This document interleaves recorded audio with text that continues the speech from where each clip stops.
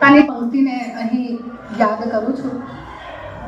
જાત ભણી ડગ માંડ્યા મેં તો બંધ પટારા ખોલ્યા.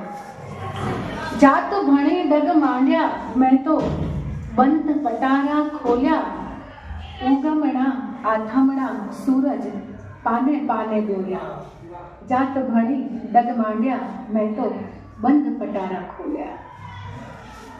AP Patel arts NP Patel commerce college એટલે મારી માતૃ સંસ્થા, અને આ માતૃ સંસ્થામાં એક સમય આખો વિતાવ્યો છે મેં એક વિદ્યાર્થી તરીકે, અને આ વિદ્યાર્થી હજી પણ મારી અંદર જીવતો જાગતો રહ્યો છે. આ જ મારી સૌથી મોટી ઉપલબ્ધિ છે.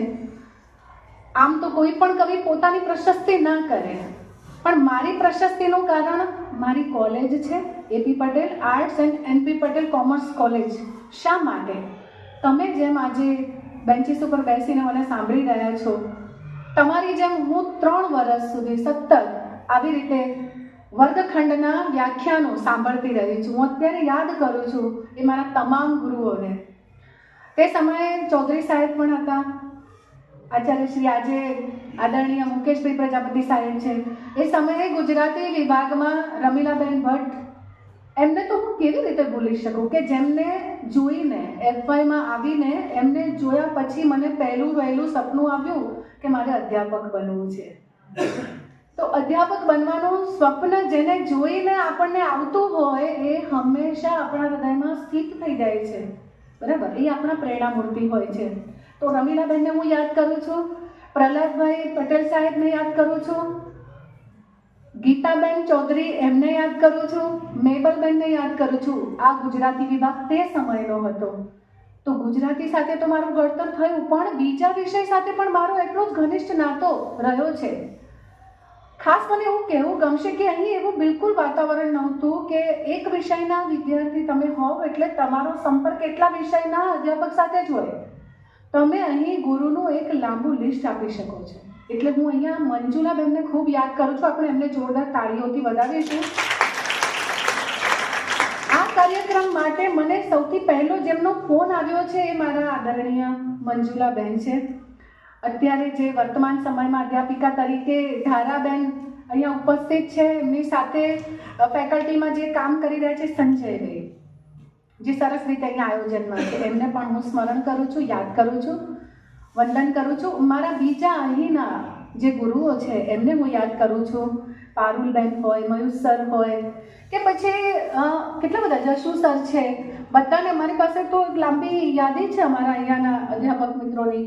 ભાવનાબેન છે, ધર્મિષ્ઠા મેમ છે, કલ્પના મેમ છે. આણેરાવ સર તો પાછળથી આવ્યા, મને હમણાં સ્ટાફરૂમમાં મળ્યા અને એમણે એક સરસ સ્મરણ કરાવ્યું કે નિરુદ્દેશે કવિતાનો મરાઠી અનુવાદ એમણે અંગ્રેજીમાં પણ અનુવાદ કર્યો છે. તો એ કેટલી મોટી વાત છે કે એ કોલેજ મારી માતૃ સંસ્થા, જેમાં હું અહીંયા આવી છું. અને સરે જેટલો લાંબો પરિચય કે બહેને જેટલો પરિચય આપ્યો છે એ ગૌણ છે, અને મુખ્ય પરિચય એ છે કે હું અહીંની વિદ્યાર્થીની આજે પણ છું, અને એ હકથી હું અહીં આવવાનું આમંત્રણ ટાળી શકું નહીં, બરાબર? એટલા રાજીપા સાથે આપણે હવે કાર્યક્રમ તરફ જ આગળ વધીએ. મને ખબર છે કે અહીંયા આખો માહોલ એવો છે કે બહેને પણ વાત કરી કે ખૂબ વિદ્યાર્થીઓ છે અહીંયા ગુજરાતી વિષયના. તો એ જાણીને ખૂબ મને આનંદ છે. તમારામાંથી કેટલાય બધા એવા વિદ્યાર્થીઓ હશે, અહીંયા ભાઈઓ પણ છે, બહેનો પણ છે, ને એવું સપનું લઈને આવ્યા છે આંખમાં કે મારે કંઈક બનવું છે. જો ન વિચાર્યું હોય તો આજથી સ્વપ્ન જોવાનું ચાલુ કરી દેજો. મનમાં એક ગાંઠ વાળી દેજો કે તમારે કંઈક બનવું છે.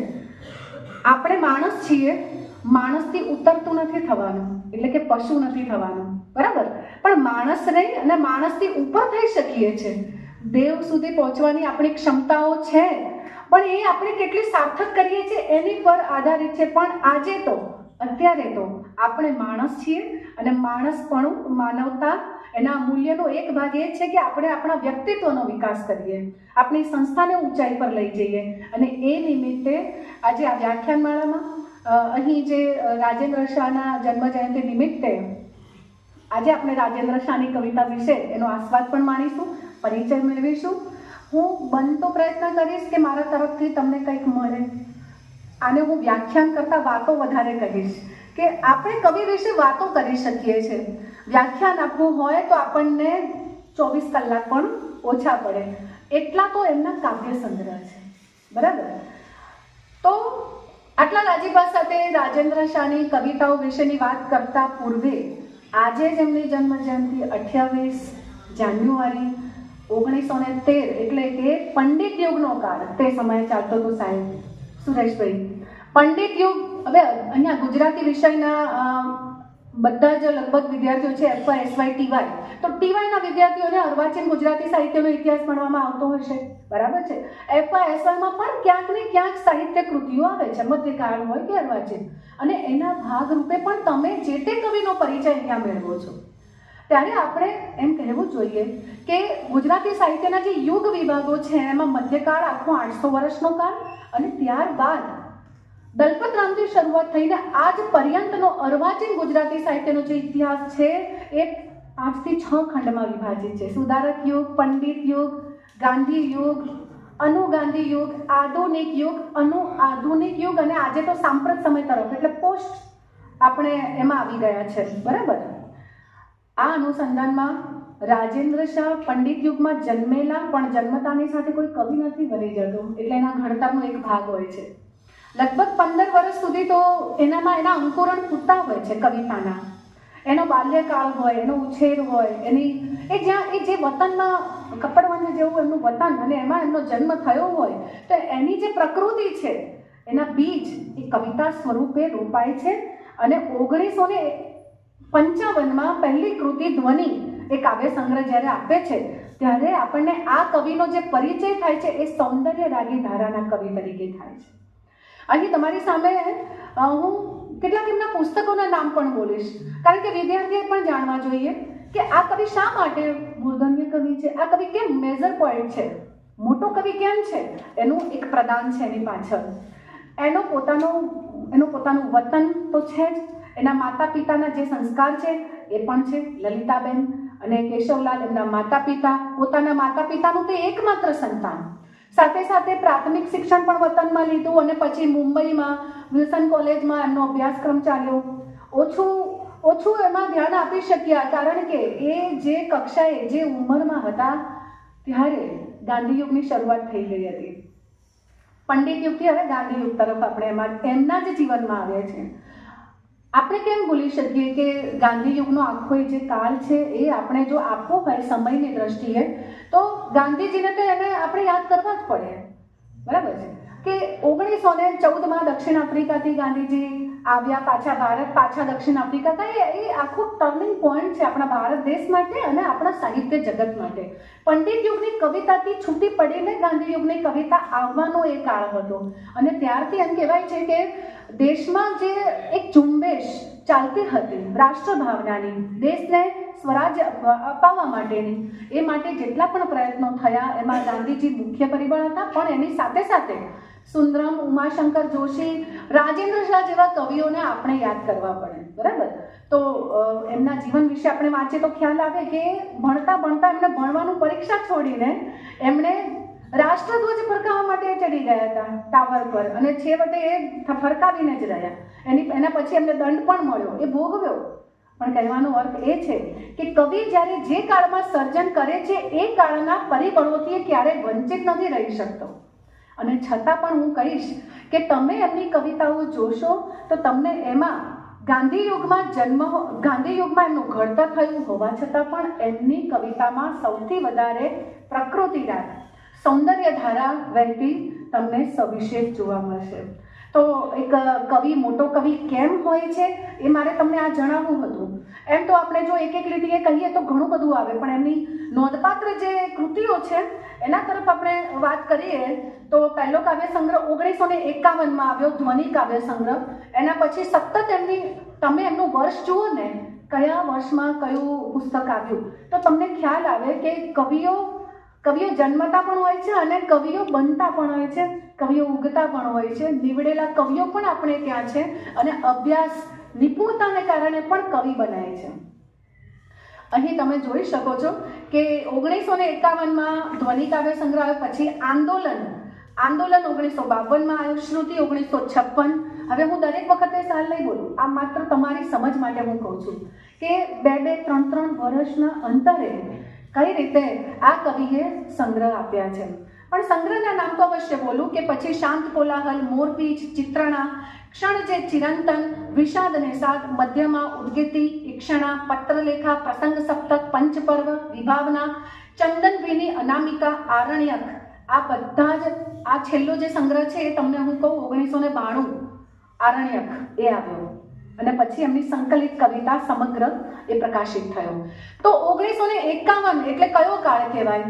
અનુગાંધી યુગનો સમય કહેવાય. એટલે આપણે એમને અનુગાંધી યુગથી શરૂઆત કરી કહેવાય અને એ 1992 સુધી એટલે 5 દાયકા સુધી આ કવિ સતત પોતાના સાતત્યપૂર્ણ રીતે કવિતા પ્રવૃત્તિ કરે છે. એક સારા સંશોધક પણ ખરી, સંપાદક પણ ખરી, કવિ તો છે, વિવેચક પણ ખરી. કુમાર રણજીતરામ સુવર્ણચંદ્ર કે જ્ઞાનપીઠ એવોર્ડ એમની કૃતિને મળે એ આપણે આજના સમય માટે કદાચ મોટી છે અને એ સમય માટે પણ એમથી પણ વધારે ઉપલબ્ધિ હતી. આજે તો બહુ જ બધી સંસ્થાઓ ક્યાંક ને ક્યાંક પારિતોષિક એવોર્ડ જાહેર કરે છે. એ સમયમાં ખૂબ ઓછું આવું કંઈ પણ પ્રદાન હોય ને એને રજૂઆત, એની સુંદર રજૂઆત હોય, એની કવિત્વ શક્તિ હોય એને નવાજવામાં આવતી હતી. તો આ કેટલી મોટી ઉપલબ્ધિ કહેવાય કે સૌંદર્ય રાગી ધારાનો જે આખો કાળ છે એ ગાંધી યુગની કવિતાથી છૂટી પડીને અનુગાંધી યુગની કવિતામાં જે પ્રાગટ્ય થાય છે એનું સૌથી ઉદ્ગમ સ્થાન જો કહેવું હોય કોઈ કવિનું તો આપણે રાજેન્દ્ર શાહને કહી શકીએ છીએ. સંજયભાઈએ સરસ મજાની કાવ્ય પંક્તિઓથી એમનો પરિચય કરાવ્યો છે અને હું એવી કેટલીક રચનાઓ તમારી સાથે હવે આસ્વાદ અર્થઘટનની દ્રષ્ટિએ લઈ આવીશ. વચ્ચે એકાદ રચના રાજેન્દ્ર શાહની કવિતા છે અને હું ગાઈશ પણ ખરી, મેં એનું સ્વરાંકન કર્યું હતું. પણ તમે થોડુંક એવી રીતે ના ભણતા કે તમે વિદ્યાર્થી છો ને ક્યાંક સિલેબસમાં આવે છે ને મારી બસ છૂટી જાય છે ને આવા થોડા વિભાગોમાંથી મુક્ત થઈને બેસો ને તો સાહિત્ય જગતમાં તમે પણ ક્યાંક ને ક્યાંક આવા કાર્યક્રમો જ્યાં સતત થતા રહે છે ત્યાં જોડાતા રહેશો. તમારી રસ પ્રવૃત્તિ એવી રીતે કેળવાતી રહેશે. કવિતા એક એવો વિષય છે, આપણે ત્યાં બહુ બધા સંસ્કૃત આચાર્યો પણ થઈ ગયા, મેડમ બેઠા છે અને એ પોતે સંસ્કૃતના વિદ્વાન અધ્યાપિકા અને એ તો જાણતા જ હોય કે મમ્મટ હોય કે પંડિત જગન્નાથ હોય કે કેટલા બધા બાણ હોય કે કાલિદાસ હોય કે કવિતાની કેટલી સુંદર વિભાવનાઓ આપી છે. આ જ વાત આગળ વહીને આપણે ત્યાં મધ્યકાળમાં નરસિંહ મીરામાં આપોઆપ ફૂટી નીકળેલી કવિતાઓ છે. એ કવિ થવા માટે કવિતાઓ ક્યારેય નથી લખ્યા. એમનું સ્વરૂપ છે ભક્તિ અને ભક્તિમાંથી આવેલી જે કવિતાઓ છે એટલા માટે એ આપણે કવિ તરીકે એમને ભણીએ છીએ. પણ પછીનો આખો કાળ અર્વાચીન કાળ એટલે એ કવિતાની રૂપરેખા એના લક્ષણોને કારણે સતત બદલાતી રહેતી રહી છે. તો કેટલીક કવિતાઓનો પરિચય આપું એ પહેલાં તમને કહીશ કે રાજેન્દ્ર શાહે સોનેટ લખ્યા છે, ગીતો લખ્યા છે, ગઝલ પણ ઓછી લખી છે, અછાંદસ કવિતા અને પછી છાંદસ કવિતા પણ લખી છે, હાઇકુ પણ લખ્યા છે. તો કવિતા ક્ષેત્રે આટલું બહુવિધ જેમણે પ્રદાન કર્યું છે એમની કવિતાઓ, જેમના કહેવાય ને કે ગુજરાતી ચાહક ભાવક વિવેચકના હૈયે હોઠે રમે છે એવી એક પહેલી રચના છે, કેવડિયાનો કાંટો અમને વન વગડામાં વાગ્યો રે, મુઈ રે એની મહેક કલેજે દવ ઝાઝેરો લાગ્યો રે. કવિતા કેવી રીતે ભણી શકાય, કવિતામાં કેવી રીતે ઊંડા ઉતરવું, આ જે આસ્વાદ અર્થઘટનના પ્રશ્નો છે. બરાબર, તમે 1 થી 12 ધોરણમાં ક્યાંક ને ક્યાંક કવિતા ભણ્યા હશો તો કવિ શું કહેવા માંગે છે, કવિને આ કહેવું છે, એવા કેટલા બધા આપણે અર્થઘટનો કર્યા હશે ત્યારે ક્યાંક કવિને નુકસાન થતું હશે, એવું પણ આવ્યું હશે. પણ મૂળે તો એ બહાને વિદ્યાર્થી કવિતાનો પરિચય મેળવે છે, કવિનો પરિચય મેળવે છે એમ આપણે જોઈશું. અને એટલા માટે હવે આપણે આ ગીત કવિતાની અંદર જઈએ તો કેવડિયાનો કાંટો અમને વનવગડામાં વાગ્યો રે, મુઈ રે એની મહેક કલેજે દવ ઝાઝેરો લાગ્યો રે. કવિએ શા માટે આ કવિતા નાયિકા પ્રધાન રાખી હશે? તમને ખ્યાલ હશે કે નરસિંહ મહેતાએ એવી કેટલી બધી કવિતાઓ લખી છે ભક્તિની કે જે ગોપી ભાવ છે. સ્ત્રી હોય કે પુરુષ હોય એની અંદરનો જે મુખ્ય સ્વર છે એ પ્રેમનો છે અને જ્યાં પ્રેમની વાત આવે ત્યારે સ્ત્રી ભાવ અવશ્ય આવીને ઊભો રહે છે. શા માટે? કારણ કે પ્રેમ કરવા માટે સ્ત્રી હૃદય જોઈએ. પુરુષ પણ જ્યારે પ્રેમ કરે છે તો એ સંપૂર્ણ ત્યારે થઈ શકે છે જ્યારે એવો સમર્પણ ભાવ સુધી જઈ શકે. અહીંયા એવી પ્રણય મિજાજની આ રચના તમને જોવા મળશે. કેવડિયાનો કાંટો, એના બહાને કવિએ શું કીધું છે? શું કવિતા, લક્ષણા અને વ્યંજના એવી 3 શબ્દ શક્તિ છે આપણે ત્યાં, અને એનાથી કવિનું પણ સ્તર બદલાતું રહે છે. કે બાળ કવિતા હોય તો ઊંટ કહે આ સમામાં વાંકા અંગવાળા ભૂંડા ભૂતળમાં પશુઓ ને પક્ષીઓ અપાર છે, એવું આપણે કહીએ તો આપણને ખ્યાલ આવી જાય કે બાળ સભાને એક દૃષ્ટાંત આપવું છે માટે અહીંયા દલપતરામની કવિતા ભણાઈએ. પણ શું રાજેન્દ્ર શાહ જેવા કવિ લખે તો આજે સુધારક યુગની એ જે કવિતા છે બદલાઈને આજે પ્રકૃતિ રાગમાં વિસ્તરી છે, તો એ કઈ કવિતાનું સ્તર છે એ પણ તમને અહીંયા સમજવા મળશે. તો ગાંધી યુગના વિભાવમાં જીવનારા હોવા છતાં પણ જેમણે માત્ર ને માત્ર પ્રકૃતિને પ્રેમ કર્યો, સફળ દાંપત્ય જીવનના કાવ્યો જેમણે આપ્યા, પ્રસન્ન કર સ્વરમાં પીડા નહીં, એ તો વેદનાનું વાલ જેવો શબ્દ પ્રયોગ કરે. વેદના અને વાલ બંને જુદી દિશાના શબ્દો છે. તમે દુઃખમાં હો તો વાલ શબ્દ પણ પીડાવાય, કહેવાય કે જેવી દૃષ્ટિ એવી સૃષ્ટિ. તમે પીડામાં હો તો તમને બધું દુઃખમય લાગે, અને તમે ખુશ હો તો આખું જગત તમને સુખમય લાગે. કવિની દૃષ્ટિ પણ અહીંયા એવી છે. નાયિકા પ્રધાન કવિતા હું એટલા માટે કહું છું કેમ કે એ કહે છે કે કેવડિયાનો કાંટો અમને વન વગડામાં વાગ્યો રે, મુઈરે એની મહેક કલેજે દહ જાજેરો લાગ્યો રે. મુઈરે એની મહેક ઠપકો આપે છે કવિ, આ નાયિકા ઠપકો આપે છે કે ખરેખર એ પ્રેમના કાંટાને પંપાળે છે અંદર અંદર. એટલે મેં કહ્યું ને કે આ કેવડિયાનો જ કાંટો વાગ્યો છે એવું નથી, આ તો કવિએ એક યોજના ઘડી છે. કંઈક કહેવું હોય એ કવિતામાં હંમેશા 2 વોઇસમાં કહેવામાં આવતું હોય. એક તો શાબ્દિક રીતે જેને વાચ્યાર્થ કહીએ, અને બીજું જે છે એના વ્યંગ્યાર્થમાં કહીએ છીએ આપણે. તો એ વ્યંગ્યાર્થનો જે ભાવ છે એ આ છે કે પ્રેમનો કાંટો વાગે પછી કેવી સ્થિતિ થાય. નાયિકા એમ કહે છે કે બાવળિયાની શૂળ હોય તો ખણી કાઢીએ મૂળ. જો બાવળનો કાંટો વાગ્યો હોય તો ખણીને કંઈક એની પર લેપ ને એવું બધું લગાવીએ અને એનું જે ઝેર ચડેલું છે કે એને કારણે જે પીડા થઈ રહી છે દૂર કરીએ. તો બાવળિયાની શૂળ હોય તો ખણી કાઢીએ મૂળ, ને કેર થોરના કાંટા અમને કાંકરિયાળી ધૂળ. પણ આ તો કાંકરિયાળી ધૂળમાં વનવગડામાં નીકળી છે ને નાયિકા, એટલે ચાલતા ચાલતા તો વનવગડામાં તો કાંકરાય વાગે, જાખરા વાગે, અને એમાંથી વાગેલું છે આ. પણ આવું કેમ થયું છે? જો આ તો અણદીઠાનો અંગે ખટકો જાલિમ જાગ્યો રે. આ જાલિમ શબ્દ પર આપણે અટકી જવું પડે. જાલિમ ક્યારે કહીએ? આપણે તો હિન્દીના અધ્યાપક બેઠા છે. જાલિમ શબ્દ તો આપણે સારી રીતે જાણીએ કે જ્યારે પોતાનું પ્રિયતમ કે પ્રિયતમ આપણને વધારે પડતું કંડડે હેરાન કરે તેની માટે આપણે આ શબ્દ પ્રયોગ કરીએ છીએ. બહુ જાલિમ થઈ ગયા છો. રાધાએ પણ કૃષ્ણને ક્યાંક કહ્યું હશે ને, પણ ત્યારે આ જાલિમ શબ્દ નહીં હોય, પણ તોફાની શબ્દ હતો, નટખટ શબ્દ હતો, પણ અર્થ એ જ છે. શબ્દ અને પરિભાષા બદલાતી રહે છે. આ તો અણદીઠાનો અંગે ખટકો જાલિમ જાગ્યો રે. આ અંગ પરનો કાંટો હોત તો એ ક્યાંક ખરી ગયો હોત અને એમાંથી એ પીડામાંથી મુક્તિ મળી ગઈ હોત, પણ આ એવો કાંટો તો છે નહીં. એટલે અહીંયા અણદીઠેલો એવો શબ્દ પ્રયોગ કર્યો છે. તાવ હોય જો કડો ટાઢિયો કવાત ફૂલડી ભરીએ. તાવના પણ પ્રકાર છે, બરાબર. ડેન્ગ્યુનો તાવ હોય, ટાઇફોઇડનો તાવ હોય, કોરોનામાં પણ તાવ આવ્યો હતો. પણ અહીંયા તો એવા કોઈ તાવની વાત નથી. એકાંતરીઓ પણ તાવ હોય કે જે તમને ઝીણો ઝીણો અંદર રહે, અને એની માટે કવિ કહે છે એમ તાવ હોય જો કડો ટાઢિયો કવાત ફૂલડી ભરીએ, ને વાંતરીઓ વળગાડ હોય તો ભૂવો કરી મંતરીએ. જો તાવ નથી તો પછી આ તો ગામ છે ને, ગામના પરિવેશમાં તો વળગાડ ને બધું તો હોય જ છે. આપણે તો એ બધી સંસ્કૃતિથી જાણીએ છીએ. તો કે એવું હોય તો ભૂવાને પણ બોલાવીએ, પણ આ તો એનું પણ કંઈ સમાધાન નથી. તો સમાધાન ક્યાં છે? જુઓ, રૂવે રૂવે પીડ જેની એ તો જડે નહીં કહી ભાગ્યો રે. ના તો કોઈ ભૂવાથી એ જાય છે અંદરનો તાવ, કે ના તો પેલું કડિયાતું જેને આપણે કહીએ છીએ ને કડવાતું, એ આપણે પીએ, ઔષધિ છે, એનાથી પણ આ તાવ જતો નથી. કારણ કે આ તો જે તાવ છે એ પ્રેમનો તાવ છે, અને એ તો આજીવન આપણે રાખીએ છીએ અંદર. રાખીએ છીએ કે નહીં? હા કે ના? તો આવો પ્રેમ તો વારંવાર આવવો જોઈએ. એવું અહીંયા જાણે કે નાયિકાનું પાલંબ છે, કેવડિયાનો કાંટો પછી તને જોઈ જોઈ તોય તું અજાણી. જો મિત્રોને ગરમી લાગતી હોય ને તો પાછળથી પંખો કરી દેજો. લાગે છે ને ગરમી? મને તમારી ગરમી અહીંયા સુધી મહેસૂસ થાય છે. એટલે હા, બારી પણ ખોલો અને પંખો પણ કરવો હોય તો છૂટ છે. એટલે મને એવું લાગ્યું મેડમ કે તો તને જોઈ જોઈ તોય તું અજાણી. કેમ એવું કીધું છે? તને જોઈ જોઈ તોય તું અજાણી. આ ખરેખર પાછળની પંક્તિ જોઈએ ને તો તમને ખ્યાલ આવશે.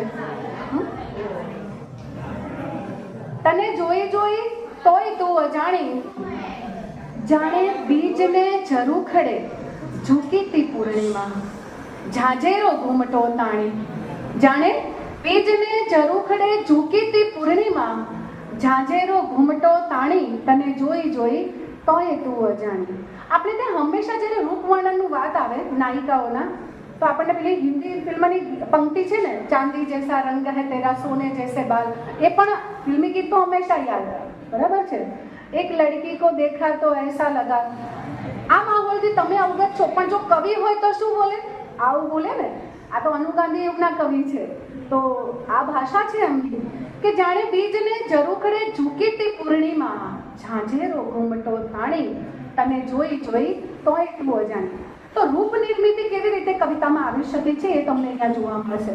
નાયિકાના રૂપ વર્ણન, એનું જે મિલન ભાવ છે, એ પ્રતિક્ષણ કંઈક ને કંઈક નવીનતા આપે છે. પ્રતિક્ષણ એટલે અહીં પૂર્ણિમા હોય કે બીજ રેખા હોય, ઘૂમતો તાણી, એ આખું રૂપ દર્શન કરાવે છે અહીંયા કે વ્યોમને વસુંધરાની કન્યા કોડામણી, તું તો છે સંધ્યાની શોભા સુહામણી. અહીં આપણને એવું લાગે કે આ બીજ રેખા જે આભમાં રચાઈ છે એના વર્ણનની વાત છે, પણ પછી જો લોચને ભરાય તો એ દૂર દૂર ધામની. બીજનો જે ચંદ્ર છે એને જોઈએ ને ત્યારે આપણને એવું લાગે કે લોચને જેટલી વાર જુઓ ને બીજનો ચંદ્ર તો જોયા જ કરો એમ લાગે. પૂનમનો ચંદ્ર પણ એવો જ હોય. ને રાધા કૃષ્ણની જ્યારે વાત કરીએ ને તો મહારાસનો સૌ પ્રથમ ઉદ્ગમ પણ આ પૂનમના ચંદ્ર સાથે થયું છે. આપણે ત્યાં કેટલીક તિથિઓ એની સાથે જોડાયેલી જ છે, ભાવાર્થની દૃષ્ટિએ પણ જોડાયેલી છે. તો વ્યોમને વસુંધરાની કન્યા કોડામણી, તું તો છે સંધ્યાની શોભા સુહામણી, ને લોચને ભરાય તો એ દૂર દૂર ધામણી. જોતા જોતા આંખ ભરાય નહીં, મન ધરાય નહીં, પકડી પણ શકાય કેમ કે દૂર દૂર ધામણી છે. વાયુની લહેર સમી અંગે, અંગને અડી છતાંય બાહુને બંધ ના સમાણી. આપણે એને ભેટવા માંગીએ ને તો પણ એમ કે છે કે એવી એ બીજ રેખા જે નાયિકા છે એ છટકી જાય છે. તને જોઈ જોઈ તોય તું અજાણી. કેટલી વાર જોઉં, જેટલી વાર જોઉં તો મને નવી નવી જ લાગે છે. તો અહીં પણ જુઓ, કાવ્ય નાયક છે અહીંયા. અગાઉ જે કેવડિયાનો કાંટો જે રચના હતી એમાં જે કથન કહેવાય કવિતામાં, એનો જે સ્વર કહેવાય એ સ્ત્રીનો ભાવ હતો, પણ અહીંયા કાવ્ય નાયક નાયિકા માટે ગાય છે એવું આપણને અહીંયા દેખાય કે પોડેલો મૃગ મારા મનનો મરુ વને, જલની જંગોર તારી જગાવી ગઈ ગેહને.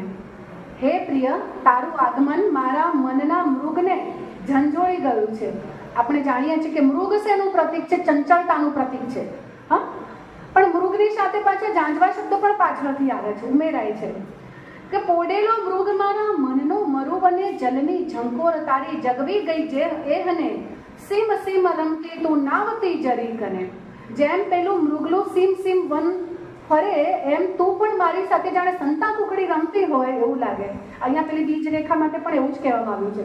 વાદળોની વચ્ચે અલગ ઝલક એના દર્શન થાય, ફરીથી અળપાઈ જાય, ફરીથી આપણને દેખાય. નાયિકા પણ ક્યાંક ને ક્યાંક જાણે આવી સંતા કુકડી રમતી હોય એવો ભાવ લાગે. તો પ્રેમમાં આવી ચેષ્ટાઓ થાય હંમેશા. માત્ર મિલન જ નથી હોતું, જુદાઈ પણ એનો એક બહુ જ મોટો ભાગ છે. વિરહ ન આવે તો પ્રેમ સંપૂર્ણ થતો નથી. કે તમે જોયું હશે કે પ્રેમ લગ્ન કરનાર અમુક વર્ષો પછી પ્રેમ ક્યાંક અળપાઈ જતો હોય લાગે. કેમ? કારણ કે મિલન થઈ ગયું એટલે વાર્તા જ પૂરી થઈ ગઈ. પણ વાર્તા, જિંદગીનો જે રસ છે એ વાર્તા પૂરી થવામાં નથી, અધૂરી રહેવામાં છે.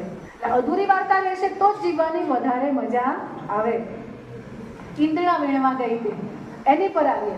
આગળ પણ કેવડિયાનો કાંટો, એની જે નાયિકા છે એ વનવગડામાં જાય છે. અહીં પણ ઈંધણા શબ્દ આપણે કહીએ છીએ ત્યારે આપણે પાછા તળપત પાસે આવીએ છીએ, ગામ પાસે આવીએ છીએ. બળતણ માટે જે લાકડું આપણે લેવા જઈએ, અને આજે તો બધું જ આપણે આધુનિકતાના પરિવેશમાં જીવીએ છીએ, સુખ સવલતોમાં જીવીએ છીએ. આજે ક્યાં નાયિકા ઈંધણા વીણવા જશે? પણ ગરબામાં ગવાય છે, હે ને? ફાલ્ગુનીબેન પાઠકે ગાયું છે ને, ઈંધણા વીણવા ગઈ તે મોરી સૈયા, ઈંધણા આધુનિક ટોન છે. પણ જ્યારે રાજેન્દ્ર શાહે રચના લખી હશે તો શું આવો કોઈ સ્વર એમના મનમાં હશે? અહીંયા તો પેલો મનોભાવ, એનો જે પરિવેશ છે, નાયિકાના અંદરનો જે ભાવ છે એને એમણે પ્રકટ કર્યો છે. શું સિચ્યુએશન છે અહીંયા? જો સ્થિતિ કેવી છે? ઈંધણા વીણવા ગઈ તે મોરી સૈયર એની સખીઓને કહે છે ઈંધણા વીણવા ગઈ હતી રે. પછી શું કે છે, વેળા બપોરની થઈ હતી મોરી સૈયર, વેળા બપોરની થઈ હતી. લાકડા વીણવા જતા જતા બપોર વેળા પડી ગઈ. પણ બપોર વેળા કેમ પડી? એક ચતુરાઈ છે. અહીં તમે જ્યારે કોઈને મળવા જાઓ તો સમય આપેલો હોય ને, એટલે આપણે હરખ પદુદા હોઈએ, આપણે ઉત્સાહી હોઈએ તો સમય કરતાં પહેલા જ જઈએ ને હંમેશા. એટલે અહીંયા નાયિકાનું પણ કંઈક એવું જ હશે કે જેને કોલ આપ્યો છે મળવાનો, એના કરતાં પહેલા કંઈક તો કામનું બહાનું તો કંઈક હોય ને જવા માટે, એમને થોડી મળવા જઈ શકાય છે. તો ઈંધણા વીણવા ગઈ હતી, બરાબર. પછી એ આપણે એને એવી રીતે જોઈ શકીએ, પ્રકૃતિ કઈ રીતે આલંબન ભાવ બનીને પ્રણયમાં પરિણમે છે એનું દર્શન આ રચનામાં છે. તમે આને પ્રકૃતિની કવિતા મુખ્ય રીતે ના કહી શકો, આ પ્રણયની કવિતા છે. પણ પરિવેશ એમાં સાધન રૂપ નીવડે છે, એ તમારે અહીંયા જોવાનું છે. ચૈતરનું આગ સાવ સોનું સોનું ને તોય કંઈથી કોકિલ કંઠ બોલે રે ડોલ. ચૈત્ર મહિનો આવે એટલે ગરમી શરૂ થઈ જાય. ચૈત્ર, વૈશાખ, જેઠ, ત્યાં સુધીના અષાઢ આવે ને પછી વરસાદનું આગમન થાય. તો જે બપોરની વેળા અને એમાં પણ ગ્રીષ્મ બરાબર તપેલો હોય ને એવા સમયે પણ જ્યારે કોકિલનો સાદ થાય ને, એ પેલી નાયિકાને કનડે છે, પીડા આપે છે. કેમ? પ્રિયતમ હજી નથી આવ્યો માટે. દખણ ને વાયરે ડોલે રે છે, વનની વનરાઈ બધી નવલી તે કુંપળે. દખણ ને વાયરે ડોલે રે ડોલ, જેની તે વાટ જોતી રહેતી મોરી સૈયર, જેની તે વાટ. હજી પણ આવ્યો નહીં, હજી પણ આવ્યો નહીં, એટલે અહીંયા વાટ શબ્દ આવ્યો. બપોરી વેળા પણ વીતી ગઈ અને પછી શું કહે છે, તેની સંગાથ વેળ વહેતી મોરી સૈયર. હજી પણ આવ્યો નહીં અને પછી આવ્યો, પછી એ વેળ ક્યારે વહી ગઈ એ ખબર ના પડી. પ્રિયતમ જ્યારે આવે છે, મિલન થાય છે. મિલનમાં શું હોય? નકરી વાતો જ હોય. પ્રેમીઓને શું જોઈએ? નકરી વાતો જ કરે. આજે તો મોબાઈલનો સમય આવી ગયો છે. મેં તો જોયું છે, એટલું ધીમું ધીમું ધીમું ફોનમાં બોલ્યા કરે ને ખબર ના પડે. બાજુવાળું બેઠો હોય તો આમ સાંભળવાની કોશિશ કરે તો એ ના સંભળાય.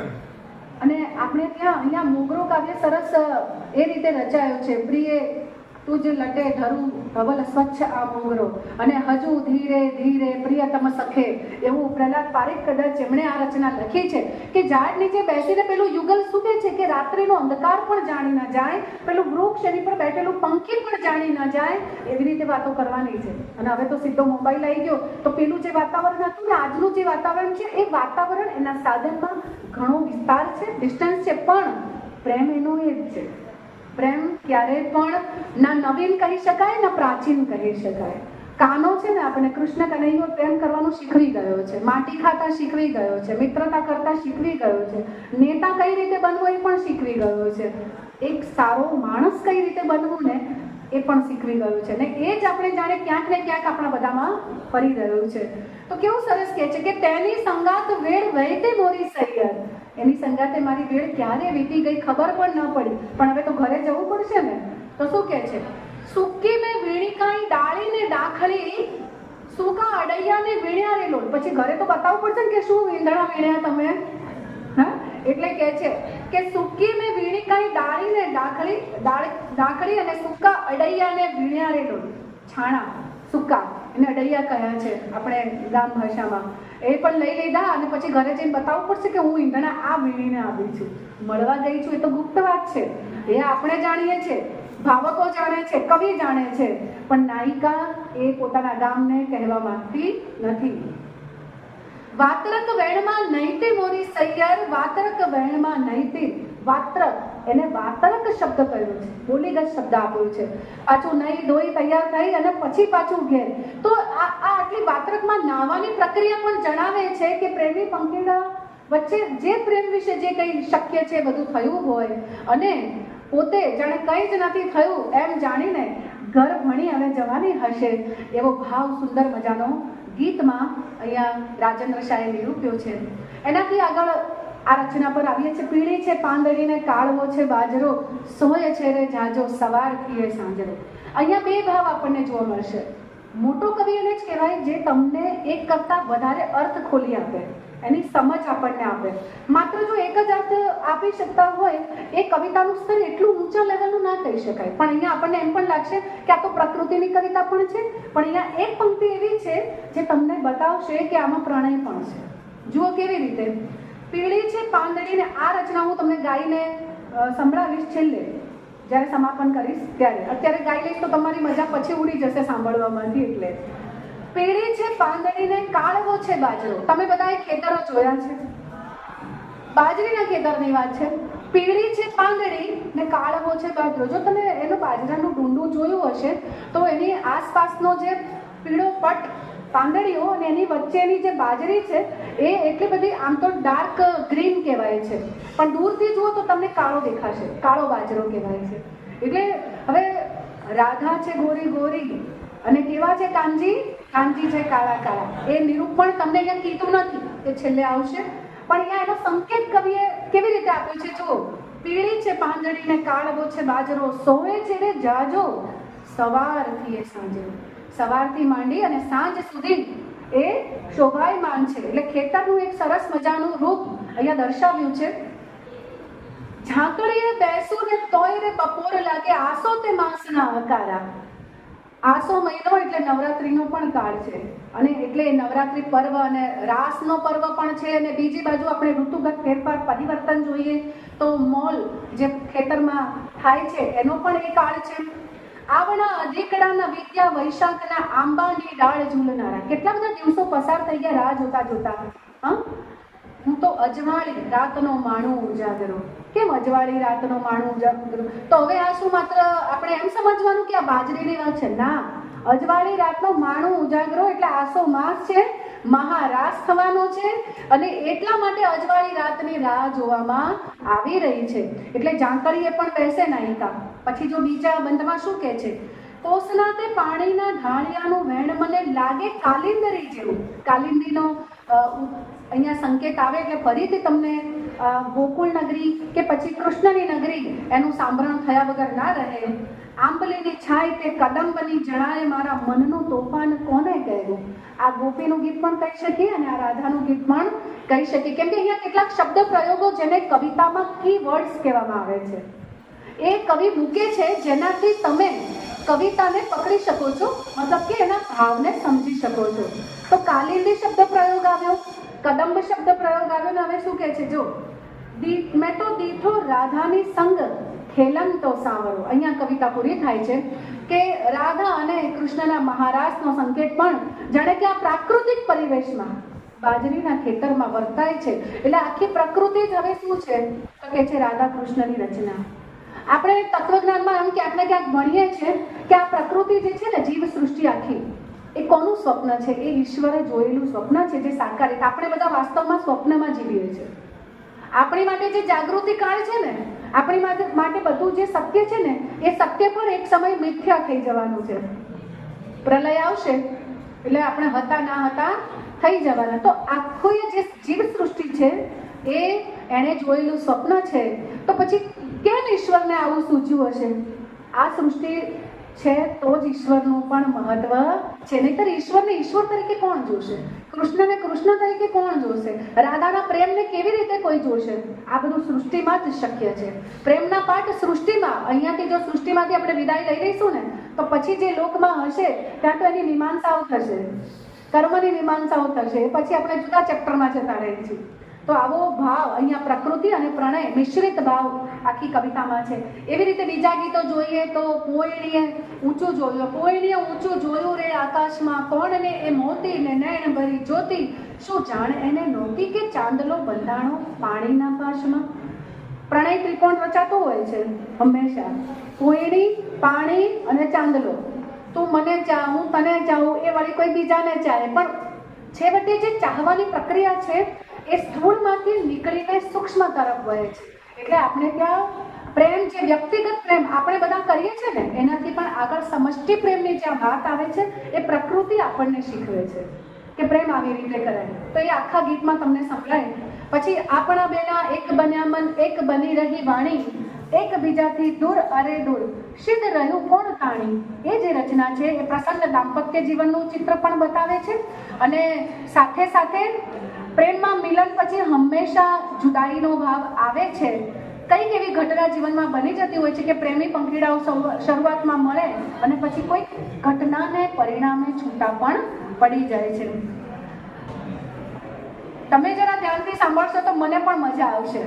ઉતાવળ તમે આજના દિવસ પૂરતી ના કરો. આપણે કવિને પણ ન્યાય આપવાનો છે. રાજેન્દ્ર શાહને આજે તમે સાંભળવા બેઠા છો તો સાંભળીને જાઓ, એમની રચનાઓને માણીને જાઓ.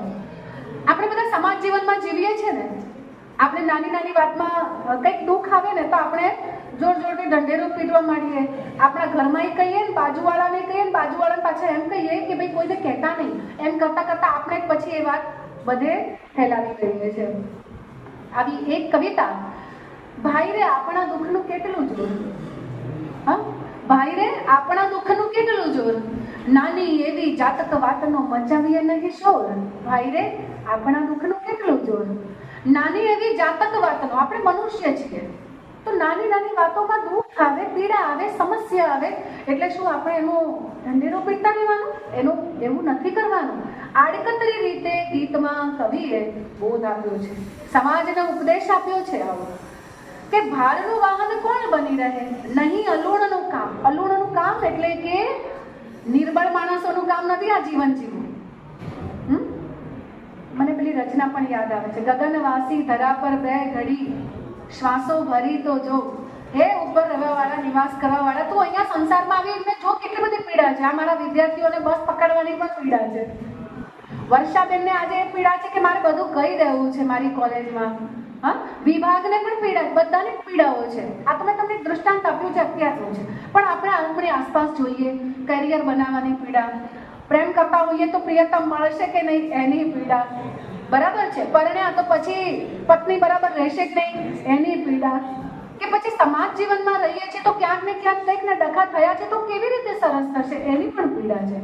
આખું જીવન પીડામાં વહે છે. પણ રાજેન્દ્ર શાહ આપણને જો કેવી સરસ રીતે મધુર શૈલીમાં આ ઉપદેશ આપી રહે છે આ ગીતમાં કે ભાઈ રે આપણા દુઃખનું કેટલું જોર, નાની એવી જાતક વાતનો મચાવીએ નહીં શોર.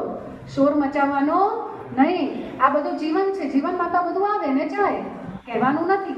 પછી શું કે છે, ભારનું વાહન કોણ બની રહે, નહીં અલોણાનું કામ. આપણ તો બડ ભાગી ખમીરનું આજ ગવાય રે. જે ખમીર બનતા રહે, જે હંમેશા ગમે તે મુસીબતો આવે સંઘર્ષમાંથી પણ માર્ગ કાઢીને જીવન જીવે, એ જ આ જગતમાં કંઈક સુવાસ ફેલાવીને જતા હોય છે. સજળ મેઘની શાલ પે સોહે રંગ ધનુષની કોર. જેમ આંખમાં જળજળિયા હોય, આંસુ હોય, એવા સજળ નેત્ર રાખીએ અને છતાં પણ આપણે એક મહેક ઇન્દ્ર ધનુષના રંગોની જેમ ફેલાવતા જઈએ. જો આપણે એવું જીવન જીવી શકતા હોઈએ ને તો જ આપણે, મેં અગાઉ પણ કહ્યું એમ, આપણે મનુષ્ય છીએ. મનુષ્યમાંથી ઉતરતા નથી થવાનું, પશુ નથી બનવાનું. મનુષ્ય અથવા એનાથી ઉપર જેને દૈવીય શક્તિ કહીએ છીએ એ તરફ આપણે જવાનું છે. તમે બધાએ દીવો જોયો હશે, કોઈ દિવસ એવું જોયું છે કે દીવાની જ્યોત નીચે તરફ પ્રગટે? દીવો હંમેશા પ્રગટે તો એની જ્વાળાઓ, એની જ્યોતિ, એ એક સાક્ષાત ઉદાહરણ છે કે મનુષ્યએ આવી રીતે પ્રગટવાનું છે, ઉર્ધ્વીકરણ થવાનું છે. હા, અને એ આવા બધા સમાજમાંથી તો શીખવાનું હોય ને. એટલે કવિએ સરસ કહ્યું કે જલ ભરી તગ સાગર પેટે હસત કમુલ ફૂલ. આંખોમાં પાણી લઈને કે પછી કેટલી બધી પીડાઓ સમેટી લઈને પણ પેલું કમળ કાદવમાં સરસ મજાનું ખીલે છે. તમે એ દૃશ્ય જુઓ તો તમને એમ થાય કે કમળ આટલું સુંદર, અને તમે જુઓ તો એ ઉગે છે ક્યાં? ક્યાં ઉગે છે? તો કે કાદવની વચ્ચે. જીવનમાં પણ આ બધી સુખ દુઃખની સમસ્યા આવશે, પણ કમળની જેમ જળ કમળવત બનીને આપણે જીવન જીવીને એમાંથી એની સુવાસ વિકસાવવાની હોય છે. કોકડું છે પણ રેશમનું એનું ઝીણું વણાય દુકુલ, નિબિડ રાતના કાજળ પાછળ પ્રગટે અરુણ ભોર. આજે તો બધી લાઈટો છે, પણ જે સમયે દીવા હતા એ સમયે એ દીવો ઓલવાય ને તો એની કાળાશ પણ વ્યાપે, અને કાળાશ વ્યાપતાની સાથે જ સવાર પડતા ફરીથી સુંદર મજાનું પ્રભાત આપણી રાહ જોતું હોય છે. તો નિષ્દિન દરેક દિવસ નવો છે, નવી ઉર્જા સાથે હોય છે. અત્યારે તમે વિદ્યાર્થી છો, તમારી અંદર કેટલું બધું ચાલતું હશે. ટીવાય પછી મારે આ કરવું છે, તે કરવું છે. પપ્પા એમ કે છે કે નોકરીએ ચડી જાય, દીકરીઓ હોય તો એમને એ સમસ્યા હશે કે લગ્ન કરી લે. પણ આ બધાની વચ્ચે પણ બેલેન્સ કરીને આપણે આપણો વિદ્યાર્થી ધર્મ નિભાવવાનો હોય. બીએમાં ફર્સ્ટ ક્લાસ તો મારે લાવવો જ છે, ભલે આગળ જે થવું જે વાળેલી હોય ને ત્યાંથી વ્યક્તિત્વના વિકાસની શરૂઆત થઈ જતી હોય છે. આડકતરી રીતે પણ આજે આપણને રાજેન્દ્ર શાહની આ કવિતા પ્રસ્તુત લાગે છે. આ બધાએ સાંભળવા, સમજવા જેવી, જીવનમાં ઉતારવા જેવી આ રચના છે. ને પછી જો પ્રેમ ગાવો હોય પ્રકૃતિનો તો અલ્યા મેહુલા, કોઈનું મેહુલ નામ છે? અલ્યા મેહુલા, કેવી સરસ મજાની વાત કરે છે. અલ્યા મેહુલા જ્યારે સર કહે છે ને કવિ, તો આપણો બોલચાલનો ટોન સંભળાય છે. આપણે એમ નહીં કહેતા અલ્યા અલી. આ અલ્યા અલીનો જે ભાવ છે ને પાછો આપણને વડોદરામાં પણ સંભળાય એના ટોનમાં. બરાબર છે. તો અલ્યા મેહુલા, જો અલ્યા મેહુલા મારા ખેતરની વાટમાં વગાડ નહીં પાવો. પાછો આપણે કૃષ્ણ તરફ આવીએ છીએ. પાવો કોણ વગાડે છે? વાંસળી કોણ વગાડે છે? કૃષ્ણ કનૈયા લાલ. બરાબર છે. તો જ્યારે વરસાદ આવે ને, આ વરસાદ, ફાગણ, આ જે આ મહિમા છે, કૃષ્ણનો મહિમા છે. આ વસંતકાળ જ્યારે આવે, ગીતામાં પણ કહ્યું છે કે ઋતુઓમાં હું વસંત છું.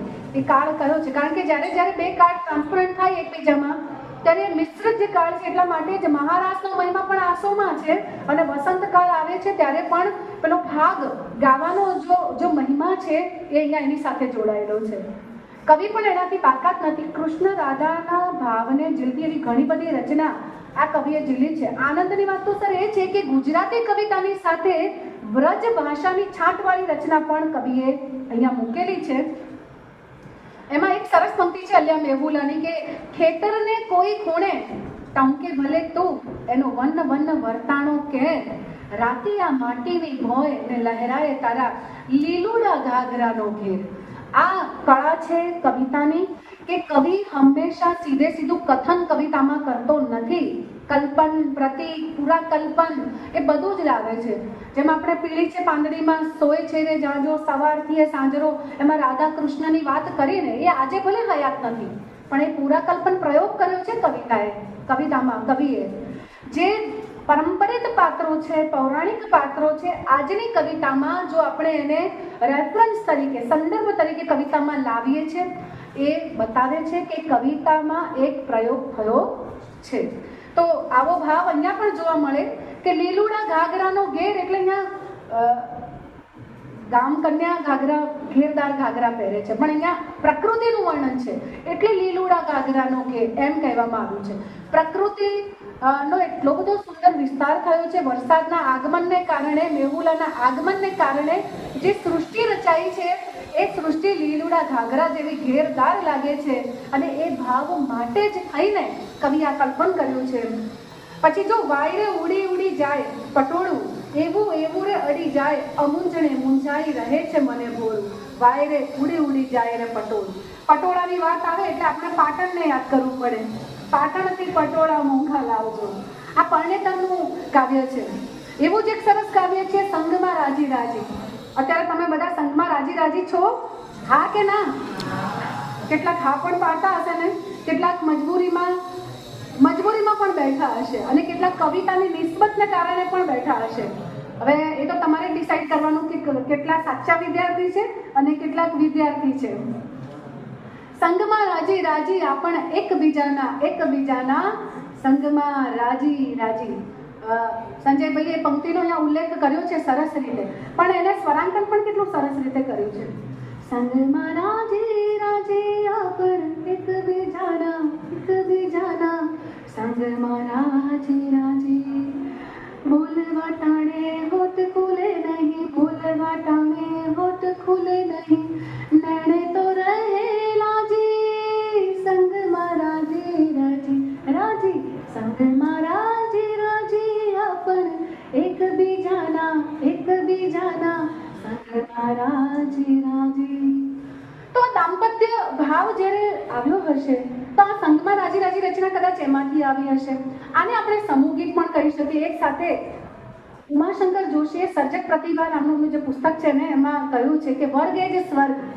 આ તમારો ગોલ્ડન પીરિયડ છે વિદ્યાર્થી કાળ તરીકે. આ સ્મરણો તમને આજે નહીં, એ તમે લઈને જઈ રહ્યા છો રોજબરોજ. જ્યારે તમે અહીંથી મારી જેમ ભૂતપૂર્વ વિદ્યાર્થી બનશો ત્યારે તમને યાદ આવશે કે કેવા વર્ગમાં બેસતા હતા, કેવા કાર્યક્રમ થતા હતા. કેટલીક વાર તો માળી મચડીને પણ બેઠા હતા અને ક્યારેક પછી રસને કારણે પણ બેઠા હતા. આ બધા આ સ્મરણો છે ને, આ વાગોળવાની જે પ્રોસેસ છે ને, એ એની સાથે જોડાઈ જાય છે આપણા સ્મૃતિપટમાં. તો અહીંયા પણ એનો તલસાટ પણ આપણને જોવા મળે છે. ફાગ વિશેના કેટલા બધા રાજેન્દ્ર શાહે કવિતાઓ લખી છે. ફાગ કાવ્ય છે. ફરી ફરી ફાગુન આયો રી. આ આયો રી એ રાજસ્થાનની ભૂમિનો પરિવેશ દર્શાવે છે. ફરી ફરી ફાગુન આયો રી, મલય કેરે વાયરો વાયો ફાગુન આયો રી. હમણાં શરૂ થવાનું જ છે કાળ, અને એ આવે એટલે ફાગણ પૂનમ તો આયો આયો રે આયો, ફાગણ પૂનમ તો આયો. અહીંયા આ ફાગણનો જે ફોરમ છે ને એ તમને આ કાવ્યોમાં ક્યાં જોવા મળે છે? તો આ જો, હો સાવર થોડી અખિયન મેં જોબનિયો ઝૂકે લાલ, નાગર સાવરિયો. ફરીથી કૃષ્ણ યાદ આવે છે. તમને હમણાં જ કહ્યું કે જેમ આસોમાં આપણે કૃષ્ણને યાદ કરીએ, રાધાને યાદ કરીએ, એમ જ્યારે ફાગણ મહિનો આવે ત્યારે હોળીનો મહિનો શરૂ થાય છે, રંગ પર્વનો મહિનો શરૂ થાય છે, વસંત પંચમી કાળ શરૂ થાય છે. આ વસંત પંચમી તો એટલે પણ વિદ્યાર્થીઓ યાદ રાખવું જોઈએ કારણ કે વિદ્યા વગર તો આપણે પશુ સમાન છીએ. આ રંગલીલા જે પ્રકૃતિમાં જોવા મળે છે, વિદ્યા વગર જો તમે માણી જ ના શકો. દરેક વસ્તુ પદાર્થને જાણવું એટલે કે વિદ્યા પ્રાપ્ત કરવી. આ જગતને જાણવું, પ્રત્યેક વિષયને જાણવો.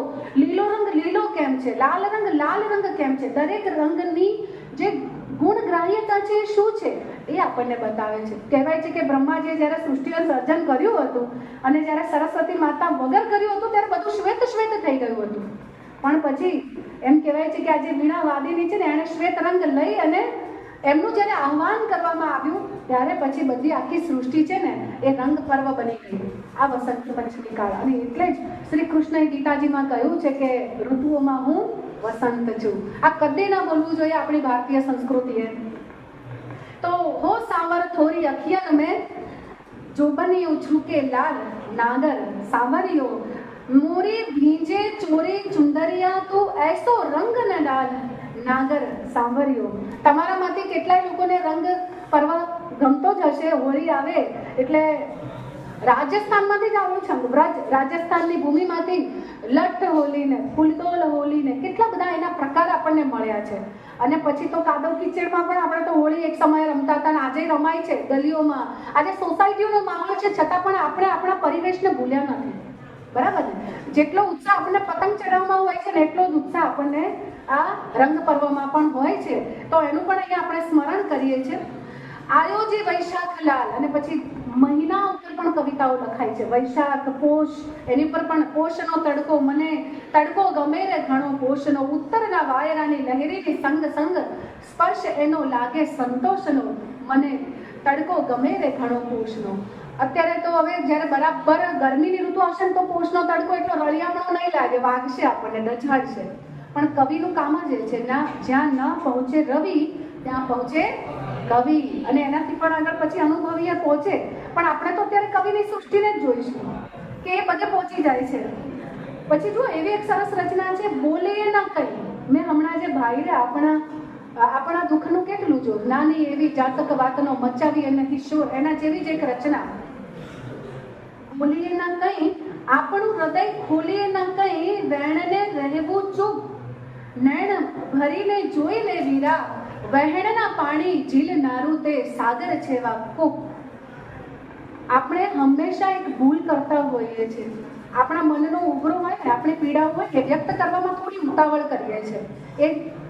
એ પાત્રતા જોયા જાણ્યા વગર કોઈને પણ કંઈ પણ ના કહેવું.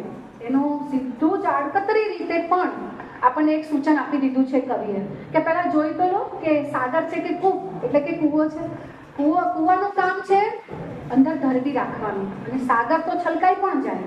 સાગરનું એક જુદું જ પરિમાણ આપણને મળે છે. આમ તો દરિયાનું કામ એ છે કે આખા જગતને ખારાશે પોતાનામાં સમાવી લે છે, પણ કવિએ એનું એક પરિમાણ જુદી રીતે પણ આપ્યું છે.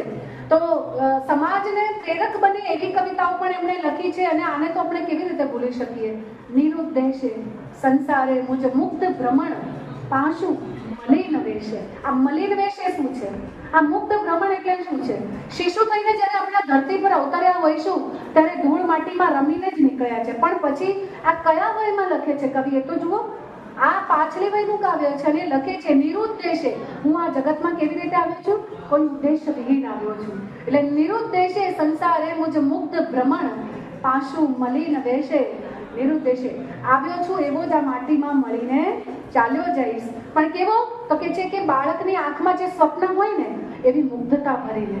એટલે કવિ હંમેશા મુગ્ધ હોય જ, બરાબર ને સાહેબ? જો એ મુગ્ધતા જતી રહે તમારામાંથી, એ યુવાન કાળ જતો રહે તો કવિતા મરી પરવારે. અને હવે આટલી વાત સાથે સમય પણ થવા આવ્યો છે. તમારી હિલચાલ પણ હું જોઈ રહી છું અને એટલા માટે હું એક સરસ રચના રાજેન્દ્ર શાહની પીળી છે પાંદડીને કાળવો છે બાજરો સોય છે રે જાજો સવારથી સાંજરો પીળી છે પાંદડીને કાળવો છે બાજરો સોય છે રે જાજો સવારથી સાંજરો ઝાંકળીએ બેસું તોય રે બપોર લાગે ઝાંકળીએ બેસું તોય રે બપોર લાગે આસો તે માસના અકારા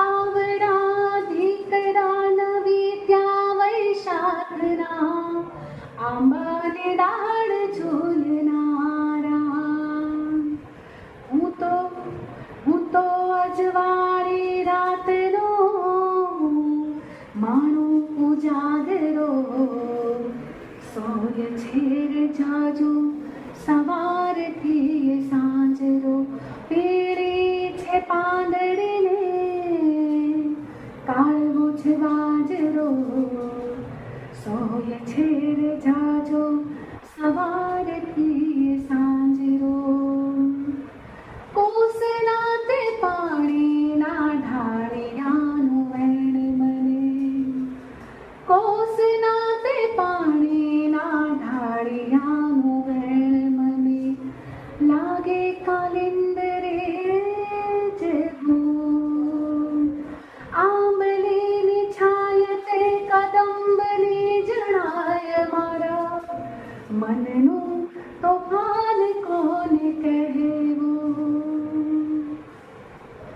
મેં તો દીઠો રાધાની સંગ ખેલન તો સાંભળો સોય છે રે જાજો સવારથી સાંજરો પીળી છે પાંદડીને કાળવો છે બાજરો સોય છે રે જાજો સવાર